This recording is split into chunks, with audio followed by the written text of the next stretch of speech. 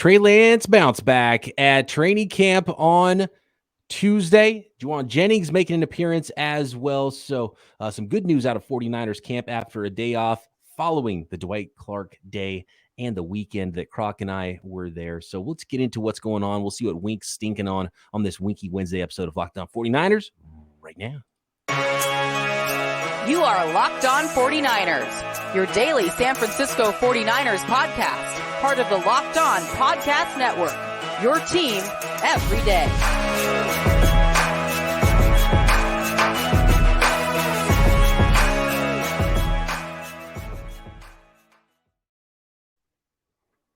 Welcome to Locked On 49ers. Brian Peacock and Eric Crocker with you, as always, at BD Peacock, at Eric_Crocker, and our very special weekly guest, Mr. Nick Winkler, joining us as well. Let's bring him on. Nicholas Winkler, come on down. It's happening, Wink. You pumped? What have you liked so far out of training camp? It's been a couple of weeks now. We've gotten a lot of reports, a lot of days. Is there anything you're excited most about? Anything you can't wait to see this weekend when they actually hit the field and start playing some preseason games? I liked your guys' tweets coming out of camp. That was a lot of fun reading all of those. That was fantastic. I'm really excited to see what the defense gets into. This defense obviously is top notch.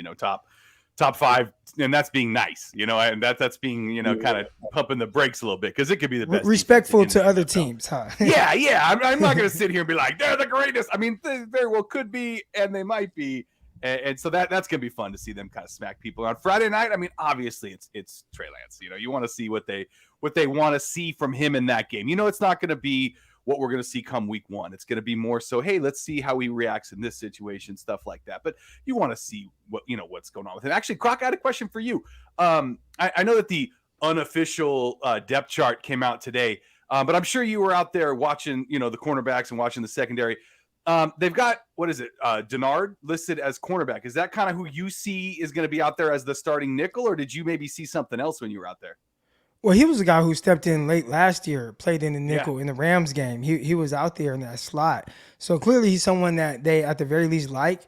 And heading into training camp right now, he's kind of the first guy up, getting those nickel reps. And it sounds like they're going to continue that when you look at the depth chart. So I'm pretty sure there still is a competition between him and Womack, and they would love for the rookie to be able to take that on so they can get that veteran money off of their books. But right now, the best player is going to play there. And I do like the thoughts of having a veteran there. And not just a veteran. I mean, this is a guy who was like a first-round pick to Cincinnati some years ago. So, he came out having some talent.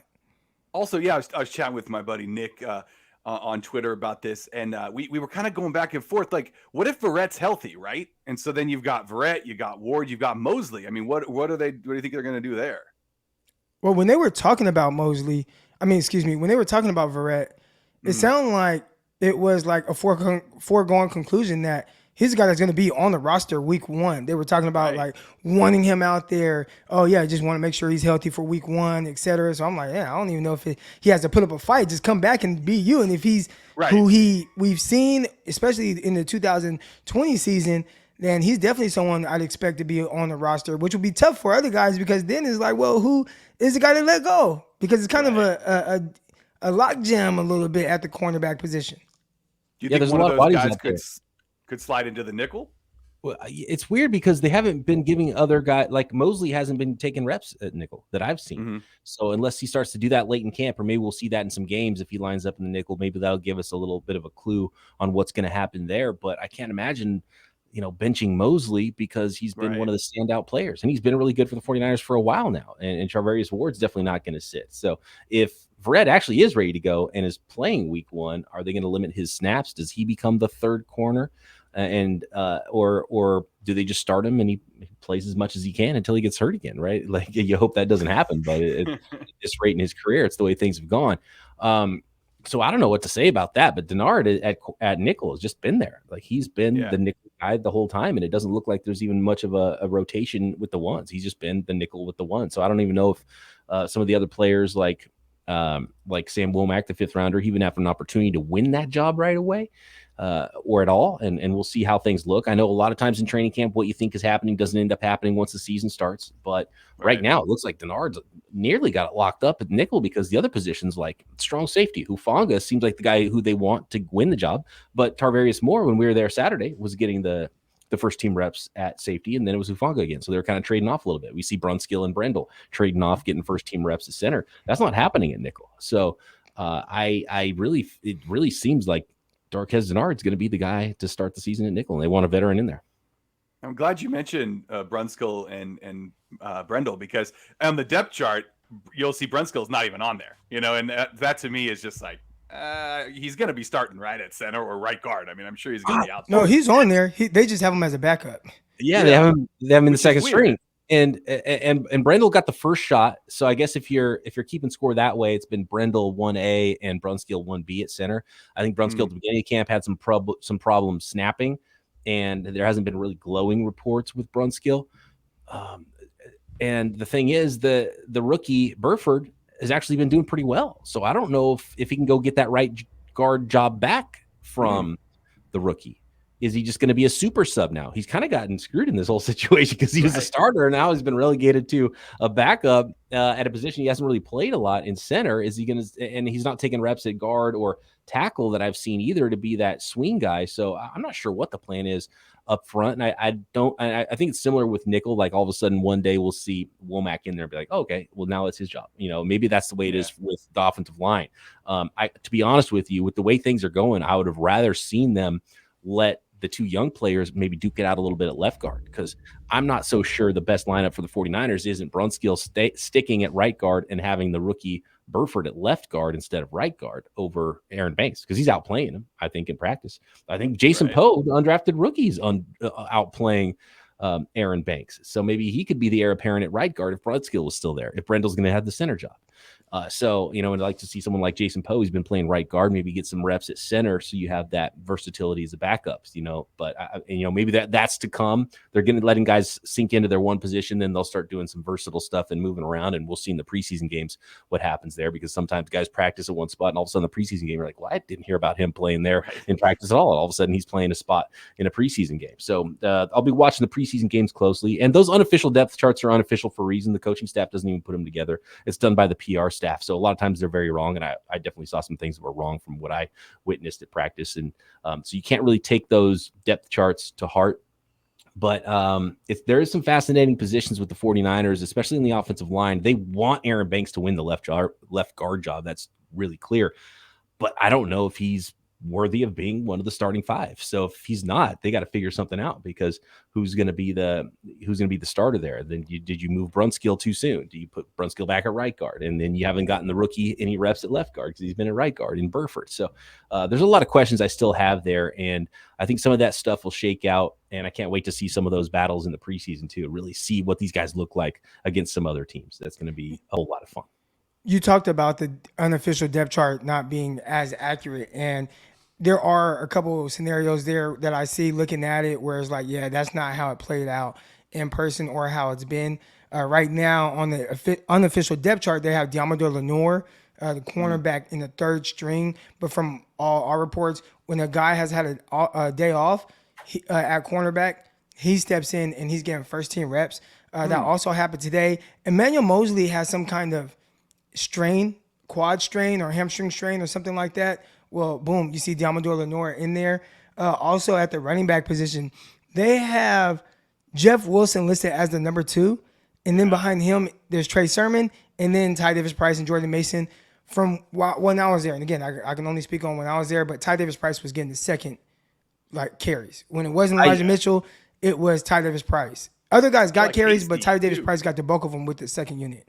I think Wilson got some run with the twos when I was there, if I'm not mistaken. That wasn't my focus, but Wilson looked pretty good. I wouldn't sleep on Wilson either, and wouldn't be surprised if he was the number 2. But that's clearly something else that we'll have to look at in the preseason games, is that backup running back spot, because clearly Mitchell's number 1. And as far as this unofficial depth chart, they kind of just have them listed in the order that they came. Right, the order they got here. So, and we'll see what that ends up looking like. But that's wide open. There's a lot of guys with a lot of opportunities there, because you'll hear that Sermon is in great shape and looks good, then you'll hear a story that Sermon doesn't look that great, and you'll have Ty Davis Price. It's like, I started slow, then had a couple of nice days once Croc showed up. You wanted to play good for Croc apparently. And then there's Wilson is just going to be Wilson. You know how he plays and how he runs, and I think Jordan Mason's a very similar player to Wilson as an undrafted guy who runs hard, maybe doesn't blow you away with size or speed or any one thing, but has a little bit of everything and runs hard. And that's kind of what Wilson's been too. So Jordan Mason might be the next Jeff Wilson. He might have to go to the practice squad first though, because they've got so many guys at running back, and JaMychal Hasty's kind of the only one's kind of a little different than all those guys, a little smaller, a little quicker, and they like to throw in the ball out of the backfield. And we saw that at practice too. So a lot to shake out there with some of those positional battles that we will have a lot of fun maybe diving into a little too much, maybe looking too much into how they line up in preseason number one. And we'll see if that changes between week 1 and week 2 of the preseason. But Friday night against the Packers, those are the types of things I'll absolutely be looking for, where guys are lining up and where their depth is. Like I want to see Jason Poe take a snap at center.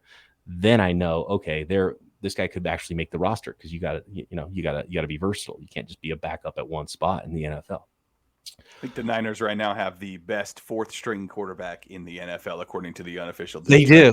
They have he's the 16th ranked quarterback in the NFL according to league executives as polled by The Athletic, and he's the 4th on the 49ers depth chart. So what does that say about the other 3 guys? Pretty if you did not see the unofficial depth chart, Jimmy Garoppolo is listed as number 4. He's just basically in purgatory right now. It's such a weird situation for Jimmy G. That could come to a close at some point soon. It will happen before the final 53 are set. We'll do some 53-man projections over the course of this podcast as well, probably after the preseason games, or maybe in between the preseason games. Who knows? Croc brought up something about Deommodore Lenoir, and he did played with the ones at practice on Tuesday with the starters taking a rest. So I have some information about that, or not really some information, but some thoughts about that and how it pertained to the rest of the reports from training camp on Tuesday. Practice number 11. We'll get to that next, but I got to let the folks know about BetOnline, the fastest and easiest way to check in on all your betting needs. Find all your favorite sports and events at the number 1 online source for odds, lines, and games. Tons of 49ers lines already out there. You can bet on week 1 against the Bears. Yeah, the 49ers are favored, but maybe not even favored enough if this team's as good as I think they're going to be this year. You can find 16 weeks worth of lines already there. Only week 17 and 18 aren't up yet at BetOnline. Super Bowl futures, tons of props already there for the 2022 season. Find news and reviews of every league, though, not just NFL, Major League Baseball, NBA, NHL, combat sports, esports, golf, live in-game betting. You'll find tons of resources for all of your sports wagering information and scores. They got you covered at BetOnline. So get over to the website today. Use your mobile device to learn more about the trends and action at BetOnline, where the game starts. Thanks again, everybody, for making Locked On 49ers your first listen. For your second listen, make sure you're checking out the Peacock and Williamson NFL show, as well as Locked On NFL Draft. So, couple of interesting things happened at practice Tuesday. Trey Lance didn't have a good practice Sunday, the last day I was there. That's been well documented. We talked about it here on the podcast. He's been up and down. It could be a roller coaster of a year for Trey Lance. We know that. But remember the first practice, and Trey Lance, I think the ball hit the ground twice all day. Trey Lance was, 11 of 13, and I think Sudfeld was like 11 of 11. He was perfect. But everything's short, a lot of check down stuff. And when I was there, they took more deep shots. They hit some plays. They missed a lot too. And Trey Lance has been up and down. He's had a lot of days where he completed 50% or less than 50% of his passes during practice. Completed over 70% of his passes, according to every report I've seen on Tuesday. But according to reports, a lot of that stuff was shorter. So they went back to the short stuff.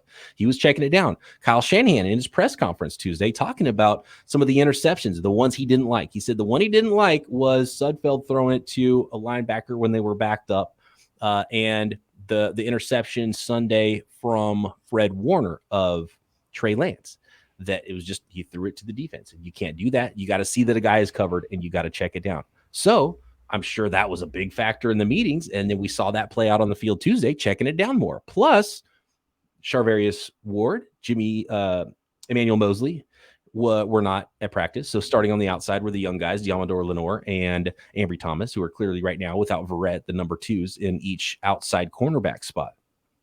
And lo and behold, checking it down a little more, the starting corners are out.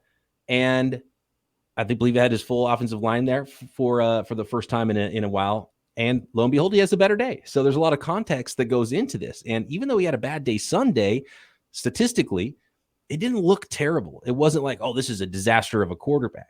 So I think you need a lot of context with this. And then when things improve around him and Kyle Shanahan coaches him up, says, okay, try less shots, he can complete more of his passes. And all of a sudden it's like, hey, he had a great day. It's the same quarterback, but there's other factors that are changing too. So that's just a message I want to put out there to the fans to calm down a little bit. Just because he has a bad day or a couple bad days, there's a lot of factors involved here and a lot of moving parts, and they're not game planning for the 49ers defense either. They're working on stuff. He had a nice run today. They're working on some pistol and some read option stuff, which is something that he's going to be good at, and it's going to help him thrive, right? So just because he has some bad practices, that doesn't mean that he's a bad quarterback or that you should be worried. And even if he has a great practice and checks it down a whole bunch and completes all of his passes, that doesn't mean he's a great quarterback and he's going to be super efficient, like run like Lamar and throw like Drew Brees, like Kyle Shanahan said he was looking for in the draft in 2021, right? So context is important in all this. So I just want to put that out there. Well, yeah, and I kind of brought up on Friday watching the 49ers practice, and he started off, I think he completed, to my count, which I really hate keeping track of quarterback stats in practice. Yeah. Like that's the practice. one where, and I hate that I fell into that trap just because I was watching it and I just wanted to see what it looked like just on that first day. But Friday I had him completing. Oh, my bad. And I say that because when I was coming up, not one time ever, and I mean ever, at any level did we keep track of a quarterback's completions and attempts in practice. We never did that. So practice typically is a time to work on things and figure things out and see what you can get away with. There was a clip floating around of Derek Stingley Jr., right? Somebody asked me like, hey, what are you seeing from this? What do you think his technique is? Or not, how does his technique look? And I watched it, I'm like, well, he kind of just opened the gate too much. I would like to see him trust his speed more, work his technique, stay square. But I understand it's hard now for guys to really hone in on their technique and work on those things in practice because there's cameras out everywhere. So now where I should be challenging myself against Dorsett and really working my craft because it's practice, you're not doing that. You're playing it to where you're scared to get beat over the top and end up on highlights on Twitter like we've seen with Trevon Diggs, who deactivated his Twitter account, right? So going back to Trey Lance, in practice, again, hate keeping the stats, but he completed 8 out of 12 passes on Friday. And I remember looking at the incompletions, and none of them were bad incompletions. He threw one deep shot to Deebo Samuel, and it's like a ball that's traveling 50-plus yards in the air, you are most likely going to throw that incomplete. But he kind of gave Deebo a chance, and he couldn't run underneath it, and he had a really tight coverage by Emmanuel Mosley. Another incompletion, he threw like a wheel route to Jermichael Hasty, and the wheel, it was just plaster. I mean, the coverage, it shut the whole thing down. So he kind of threw it in a spot where Hasty can either kind of run underneath this or nobody's going to catch it. Another incompletion was it was like a bootleg, and he goes in the boot action, and Jimmy Ward, who sees this defense all the time, this offense all the time in practice, did not bite on it at all. Did not bite at all. So Jimmy Ward runs right at him, doesn't go for the bootleg fake at all. So Trey Lance flips and tries to throw it over a defensive lineman into the hands of Jermichael Hasty, who he just kind of overthrew him just a little bit, but it was kind of rushed. So I think when people see incompletions and things like that, they are just assuming, oh, this is just the most inaccurate quarterback ever. They can't throw it. They can't complete passes. But yeah, there might be some of those, but that's not the case for every incompletion that he has. So not trying to make excuses for him, but just in the sense of kind of how silly some of the stats from practice can kind of be, and they don't tell really the full story. Right. I mean, even Kyle Shanahan said it. There are good incompletions and there are bad incompletions, and the bad ones oftentimes go to the defense, and that's what he doesn't want to see. He doesn't want to see the interceptions. So, like you said, he was overthrowing these guys, right? On these plays where he's kind of ad-libbing when he's out there. You'd rather have him overthrow that than underthrow it and have the guy, take it the other way, or just, you lose possession of the ball. But to go back to what you said, Peacock, as the voice of the fan here, you're telling the fans to calm down and stop hyping everything and overanalyze. No, like we've got 6 months without football. Come on, man. Wait till Friday. Wait till we see actual football snaps. Even though it's a practice game, like we're going to overanalyze everything. There's a microscope out there, man. Oh, no, dude. This is all we have. There's no doubt there's going to be overanalyzing. We're going to overanalyze the first preseason game, too. And it's funny because you'll see fans out there the second day of practice last week, and people were like, oh, well, this guy had a bad day. He's garbage. He shouldn't even be in the NFL. 1 day of practice. What are we doing? So, yeah, context is important, all this stuff. There was a ball that Lance missed to Debo. It was a corner route, and he missed it high and wide, to the sideline. But the window was closing on Debo. He wasn't really necessarily open. If he throws that right on Debo, might get picked. So it's kind of a good miss. But he does miss a lot high. So it's like, was that on purpose? Was he trying to force something that he shouldn't have thrown? Or was it a good miss, just throwing it where he knew that only his guy could get it or nobody was going to get it? So you have a lot of questions there. And some of the things you can't even answer. Remember this play. Last year, he missed short on the guy, George Kittle, on the left sideline, and it ends up getting intercepted. Now, I think we all could agree we would rather him put some more air under that to where, hey, if you throw a perfect pass to George Kittle, great. But if it sails over his head, okay, whatever. We live to play another down. So, and this is not defending Trey Lance. It probably comes off as that. Like Trey Lance, there are times where he just misses. I remember there was an out route where I'm like, man, you can't miss that, right? This is just the context added for not just him, but really all quarterbacks who are in practice, trying to figure things out, trying to get going. And today, Davis Mills, I think Davis Mills has been really good in practice. I've been seeing all the notes, everything that's going on. I think he completed 7 out of 18 passes or something like that, right? So, these guys are going to have some of these days. And the fact that, the stats are kept from practice where you're trying to work on things to get better, I think that's tough on not just quarterbacks, but really, like I said about Derek Stingley Jr., I think it's tough on everybody. It makes practice like a game now, and this is not a game. They've got stats on one-on-ones, offensive linemen, defensive linemen. Like you can get a stat for everything in all these practices, so it is tough on everybody. To be honest with you, I like the stats in the one-on-ones better than the 11-on-11s in some cases because, especially with the 49ers, the DBs locking down the wide receivers a lot earlier because those are skewed to the wide receivers. So if the DBs are really beating up on the wide receivers in those drills, I think that's telling you something. It's either wide receivers aren't good or the DBs are really good because that usually shouldn't be happening because it's such an advantage, right, for the wide receivers in those one-on-one drills. Actually, we got to get moving on to the next subject here. I do want to remind everybody about the Locked On Fantasy Football Podcast. Fantasy expert Vinny Iyer, the host, brings you over 20 years of expertise and a unique angle to give you the moves no one else has. So get ready for those fantasy drafts on Locked On Fantasy Football after you're listening to Locked On 49ers and, of course, the other great shows right here on the network, including Peacock and Williamson and Locked On NFL Draft. I mean, no end to the great content here on the Locked On Podcast Network. Okay, guys, what are we looking for in the preseason game? Is there one player, Wink, that you're like, okay, this is the guy, preseason game number one, I'm going to be focused on him. Trey Lance aside, because I know that's really important. QB4 is not going to be out there either, so it can't be Jimmy G. Who's the guy that you're looking at? We're like, okay, this is too important to the team. We got to look at this position and this player. How about Drake Jackson? I mean, how about a guy that could really disrupt the opposing team's offense? He's going to be opposite Nick Bosa when he's out there, right? So if he's the kind of guy that you hear all the reports about, Nick Bosa loves his bend and they love his drive and they love a lot about this guy. So if he can turn into something special, and you got Bosa on one side and him on the other, yeah, that could be something real special. That's a good one. And if he actually is across from Bosa, or if Bosa plays, he might be his backup, right? Yeah, or like who's out there first? How are they utilizing him? It's going to be really vanilla. They're not going to be scheming up a lot of stuff, especially early in the preseason, probably at all in the preseason. They won't ever show anything, and sometimes the coaches even call each other. That happened with the Raiders and the Jaguars. The head coaches called each other and they're like, "Hey, we're not even going to blitz. We're just going to play it vanilla as we possibly can. You can work on your stuff. We'll work on our stuff, and like that's obviously not going to happen in the regular season. That'd be funny to hear that conversation though. Kyle Shanahan calls Sean McVay. He's like, hey, we're going to play it pretty vanilla. You guys too, right? In week 14. He'd be like, wouldn't even take the call. But yeah, Drake Jackson, is he lining up? Is he like the fourth guy on the depth chart? Is he rookie has got to work his way up past everybody? Is it going to be Trey ahead of him? Is it going to be Samson Ebukam ahead of him? Which side he's going to be lined up on? Who's running behind? Who's the 2 behind Bosa?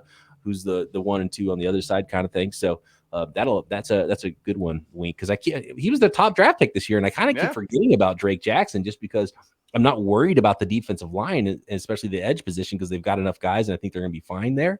I've been focusing so much on other positions, I forgot about the guy who potentially could be the biggest impact in the draft they drafted this year if he's a stud edge rusher in Drake Jackson. Croc, who you watching? What's the number 1 spot? I'm looking forward to seeing the interior offensive lineman, and not even so much Brendell, but I want to see Burford and Aaron Banks. What do they look like? Because if they are good, like that is huge for the 49ers. And I don't know who's playing on the Packers defensive line in this preseason game, but regardless of who it is, can those guys just simply at least do their job regardless of who it's against in that first action? So Burford, a guy who played offensive tackle at UTSA, I'm excited to see that guy who's been getting every first team rep at the right guard position. I mean, it looks like they want him to have that job, and he's earning it and winning it, and that might be it. So if that's the case, Burford, and I like Burford because he's still kind of built like a tackle. He's got those long limbs, even though he's a bigger guy. He's not like the stubby road grader type of a guard. He's more of a longer athlete. He's not that tall. He's only 6'4", so maybe he's not a pro type tackle necessarily either. But he's really good in pass protection, I've noticed too, coming as as a former tackle. So maybe he's going to be sort of the opposite of what the 49ers have had with McGlinchey, who's better as a run blocker than a pass blocker. Maybe that's exactly what Trey Lance needs, is someone who's a really nice pass blocker inside, as long as he's an okay run blocker. But yeah, that interior is huge. And to me, it's even more, I'm more worried about Banks and hearing how, because he came into camp in better shape, right? Because he needed to move a little bit better. As Croc and I noted in the draft last year, we're like, why did they draft this guy? Doesn't fit. I didn't think he was a top 50 player. Nothing against Aaron Banks, but it was a weird pick, right? And then, of course, he didn't have a good season. And then he comes back this year, and they changed his body because he didn't fit the scheme. And we're like, okay, yeah, of course. Now he's a little leaner, and maybe he's moving better, which is good. He's in good shape. Okay, you get excited about that. But he can't hold the point of attack now. He's getting bull rushed by everybody. Big guys, small guys, 255-pound defensive ends of Javon Kinlaw, who can move a human being out of the way. So, maybe you give him a little credit there. But that worries me about Banks. Like, if he's either going to be, he either will be not athletic enough or not strong enough, one or the other, depending on where his weight's at. And that worries you if that's going to be the case. And I don't think he's locked down the job, even though they've given it to him and they want him to win it. Has he won it, and who's going to be the guy to take it from him if he doesn't have it? Because that's so important for Trey Lance. He cannot have guys in his face all the time. We're trying to develop a quarterback here, and if you're not going to be able to run the ball because your interior offensive line's bad, and you have constant pressure because your interior offensive line is bad, I mean, it's going to be a disaster scenario. Make things just more difficult than it needs to be for a young quarterback. And that is, I'd say, when we see his, worst misses or his rush decisions, that's where Trey Lance is kind of at his worst. Right. Now, again, that would be the case for most quarterbacks, but for Trey Lance specifically, when he has a clean pocket, for the most part, I'm not saying that he has completed every pass when he has a clean pocket, but when he does, he looks good throwing in rhythm. When he's rushed and he has to all of a sudden, whatever he was thinking, then there's a guy in my face, he does, and he might do some weird things. So can he at the very least make better decisions in those type of moments? And that might be something I'm looking forward to seeing as well, but it's definitely going to be on Aaron Banks and Burford to really help with that. Yeah, I mean, Trent Williams can only do so much out there. What about you, Peacock? I saw a clip of Jordan Love playing in the scrimmage for Green Bay, and there was pressure right in his face, and he just launched this beautiful deep ball while getting hit or about to get hit. Obviously, they can't hit him, but I mean, the guy was right. I mean, he came and he has fallen back and he throws it, and he lets the guy run under it. It was Samaje Toure, receiver out of Rutgers, I believe, ran under it, caught it for a touchdown. But could Jordan Love make that same throw, same play, same decision when he was a rookie? right? There were a lot of people that talked about his development curve, and they're like, oh, he stinks, he's this and he's that. All of a sudden, out of camp right now, if I'm one of these teams, let's say Seattle Seahawks, am I trying to make a call to Green Bay for Jordan Love as opposed to a Jimmy Garoppolo? Or even if I'm the Browns, right? And I see this, well, Browns is different, but definitely if I'm like Seattle, okay, Jordan Love, it looks like he's coming along, and we'll get to see him Friday because he gets to start against the 49ers, but it sounds like he's much improved over what he was the first couple years. And that's the progression you want from guys. Maybe not take that long, but it's also harder when you don't consistently get those live reps. And you have a guy like Aaron Rodgers ahead of you. He probably takes all the reps. And then you get one little sprinkle of a game against Kansas City in your second year. And it's like, well, that's not good. Like, he needs to consistently play. And I think he's benefiting from getting reps, and you see a better version of him, and then you hope that that's the same with Trey Lance as well, even though it hasn't been 3 years, but just going into year 2, you want to see him start to make better decisions. Mm-hmm. Reps, it's so important. I mean, that's the number one thing for Trey Lance, and it has been all along because of what his profile was coming out of college. It was a really unique profile. He needs reps. He didn't get a lot of reps last year, got a few, at least got some practices, got to see what the NFL's like. Now he just needs reps. So I wouldn't be shocked if he sees a lot of preseason action, but you don't want him getting hit and getting hurt either. So it's a fine line there. I'm going to save mine for later in the week. How about that? I'm going to tease it because we're out of time here.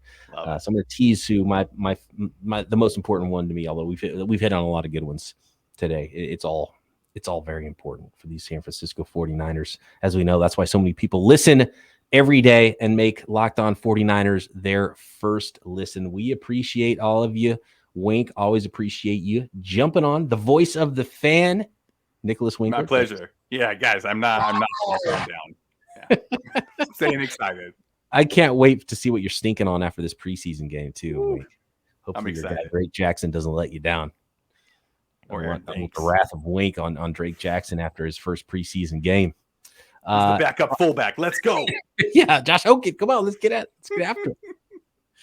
All right. Thanks everybody for listening. Croc and I back tomorrow right here. Locked On 49ers. See ya.